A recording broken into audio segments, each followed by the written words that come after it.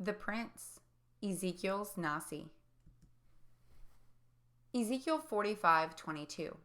And upon that day shall the prince prepare for himself and for all the people of the land a bullock for a sin offering. You have heard it said that the Messiah is a prince in the Hebrew Bible. Therefore, Yeshua couldn't be the Messiah because the book of Ezekiel says that the prince will offer a sin sacrifice for his sins, as well as the people's.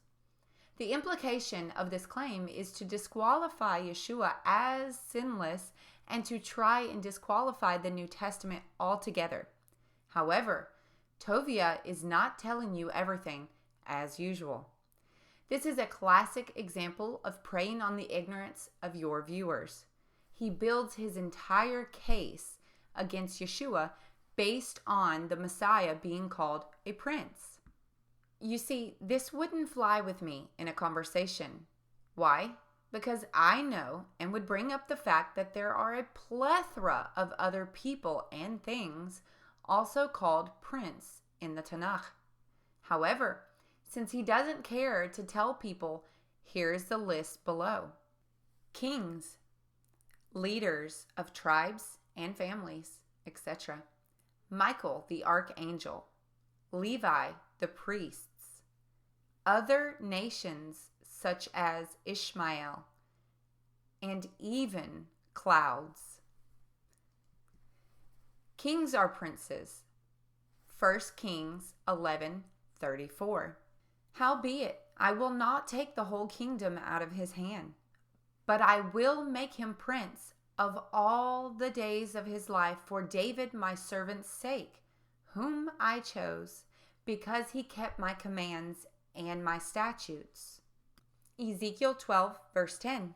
Say thou unto them, Thus says the Lord God, the burden concerning the prince in Jerusalem and all the house of Israel that are among them. This is believed to be about Zedekiah. Used of leaders of Israel's tribes and even Ishmael's sons or tribal leaders, as we find in Numbers chapter 7, verse 11. For the Lord hath said to Moses, each day one leader or prince, aka Nasi, is to bring his offering for the dedication of the altar. Numbers 34:18. And appoint one leader or prince, aka Nasi, from each tribe to help assign the land. And Genesis 17, verse 20. And as for Ishmael, I have heard thee. Behold, I have blessed him, and I will make him fruitful, and will multiply him exceedingly. 12 princes shall he beget, and I will make him a great nation. So it's also used of angels such as Michael, the archangel. Daniel 12, verse 1. At that time, Michael, the great prince, who protects your people, will arise. There will be a time of distress, such as has not happened from the beginning of nations until then.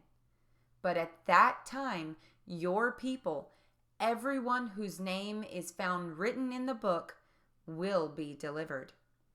Daniel chapter 10, verse 13. But the prince of the kingdom of Persia withstood me 21 days. But lo, Michael, one of the chief princes, came to help me, and I remained there with the king of Persia. Here we have an angel telling Daniel that another angel was thwarting him from delivering the message to Daniel he was sent to give. It delayed him, so Michael, the greater angel, has to come and assist in the battle in order that the message was delivered to Daniel. This is why Paul says in Ephesians 6, For we wrestle not against flesh and blood, but against principalities, against powers, against the rulers of darkness of this world, and against spiritual wickedness in high places. It's also used of the priest in the tribe of Levi and even Abraham himself. Numbers 3:32. And Eleazar, the son of Aaron, the priest, shall be chief over the chief prince, or Nasi, of the Levites, and has the oversight of them that keep the charge of the sanctuary. Interesting note here. Eleazar is the line that would have spawned off the line of Zadok. Genesis 23:5-6. And the children of Heth answered Abraham, saying unto him, Hear us, my Lord, thou art a mighty prince among us. In the choice of our sepulchres bury thy dead. None of us shall withhold thee his sepulchre, but that thou mayest bury thy dead. And finally, Nasi is actually used of objects like clouds or even vapor. Jeremiah 10:13. When he uttereth his voice, there is a multitude of waters in the heavens, and he causeth the vapors, Nasim, to ascend from the ends of the earth. He maketh lightning with rain, and bringeth forth the wind out of the treasures. Now, as you can see, Jeremiah 51 and Psalm 135 basically state the same exact thing. Feel free to go read all of these passages and look at the Hebrew word behind vapors. So I wanted to do a very quick video to give you a very brief rundown of how the argument that anti-missionaries use about Yeshua cannot be the Nasi, because the Nasi is presumed to be the Messiah, and in Ezekiel we find that this Nasi is also giving a sacrifice for himself and for the people.